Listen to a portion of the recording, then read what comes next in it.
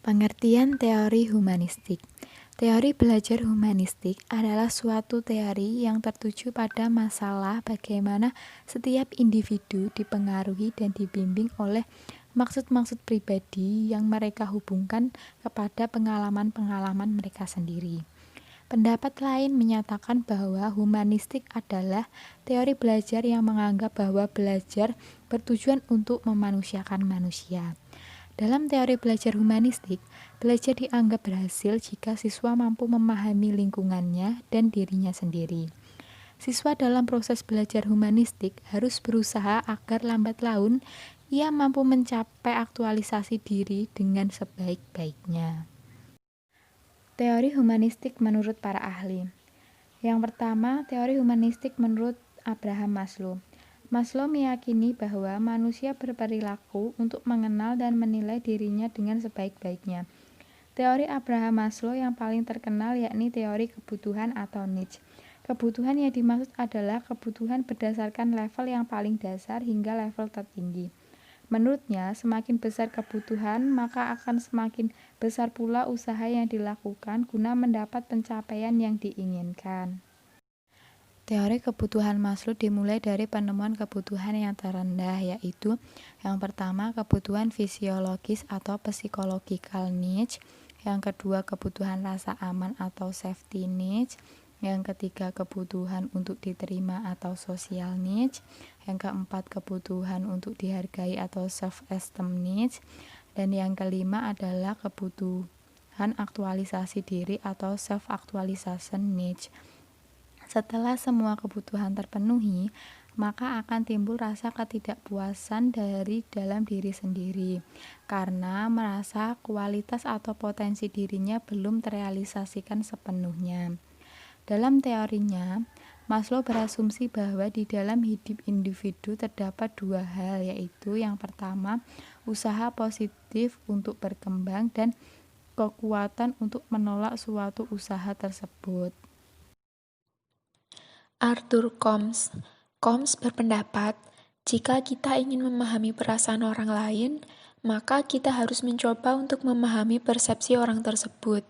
Menurut Combs, perilaku yang tidak baik timbul dari dalam diri individu sendiri karena adanya ketidakmauan untuk melakukan sesuatu yang tidak akan memberikan kepuasan pada dirinya sendiri. Dalam teorinya, Combs memberikan dua persepsi, yaitu persepsi diri dan persepsi dunia. Seorang individu bagaikan dua buah lingkaran besar dan kecil yang memiliki satu titik pusat kecil. Lingkaran kecil ini merupakan gambaran persepsi diri dan lingkaran besar merupakan persepsi dunia. Carl Rogers mengutarakan pendapat tentang prinsip-prinsip belajar humanistik, yakni meliputi hasrat untuk belajar, belajar yang berarti, belajar tanpa ancaman, belajar atas inisiatif sendiri, dan belajar untuk perubahan. Hasrat untuk belajar, menurut Rogers, manusia mempunyai hasrat alami untuk belajar.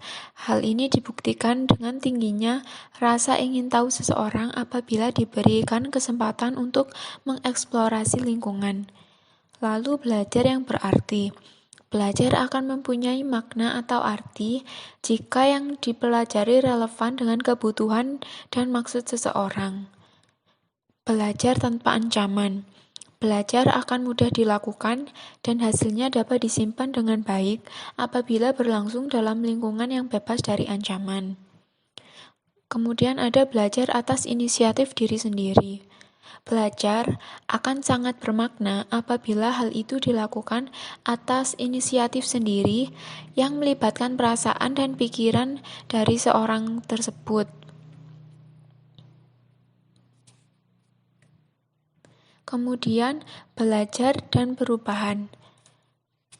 Prinsip terakhir yang dikemukakan oleh Rogers adalah belajar yang paling bermanfaat adalah belajar tentang proses belajar. Menurut Rogers, di waktu-waktu yang lampau, murid belajar mengenai fakta-fakta dan gagasan yang statis. Ya, selanjutnya adalah Aldous Huxley. Menurut beliau, manusia memiliki banyak potensi yang selama ini banyak terpendam dan disia-siakan. Pendidikan diharapkan mampu membantu manusia dalam mengembangkan potensi-potensi tersebut.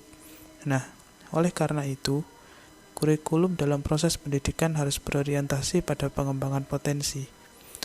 Dan hal ini melibatkan semua pihak seperti guru, murid, pemerhati atau peneliti, perencana, dan lain-lain.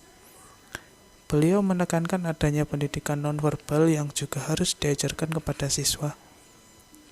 Pendidikan nonverbal bukan berwujud pelajaran sepak bola, senam, bernyanyi, ataupun menari, melainkan hal-hal yang bersifat di luar materi pembelajaran. Dengan tujuan menumbuhkan kesadaran seseorang, proses pendidikan nonverbal seyogyanya dimulai sejak dini sampai tingkat tinggi. Kali ini kita akan membahas tentang beberapa aplikasi teori belajar humanistik. Aplikasi apa saja sih yang diterapkan dalam teori ini? Ya, untuk yang pertama yaitu pendidikan terbuka atau open education, yaitu suatu proses pendidikan yang memberikan kesempatan kepada murid untuk secara bebas bergerak di dalam kelas dan memilih aktivitas sendiri. Maksudnya dalam teori ini, dalam satu ruangan kelas, siswa bisa memilih metode belajarnya menurut keinginan mereka sendiri-sendiri, cara belajar mereka sendiri, dan bahan belajar yang mereka inginkan, sehingga pembelajaran tersebut dinikmati oleh murid itu dan guru sebagai pembimbing agar pembelajaran tersebut tetap terarah dan tetap terkontrol agar berjalan lancar. Nah, untuk yang kedua yaitu belajar kooperatif atau cooperative learning. Nah, ini sangat umum kita jumpai dalam sekolah, yaitu dengan membentuk anggota kelompok dan memecahkan persoalan bersama, di mana akan membantu para peserta didik saling bertukar pengetahuan. Jadi dalam kelas akan dibentuk kelompok, dan dalam kelompok itu akan diberikan masalah agar mereka berdiskusi dan menyelesaikan masalah tersebut agar terjadi tukar pikiran dan tukar ide, sehingga para siswa dapat mendapat masukan dari sudut pandang yang berbeda. 3. Independent learning atau pembelajaran mandiri.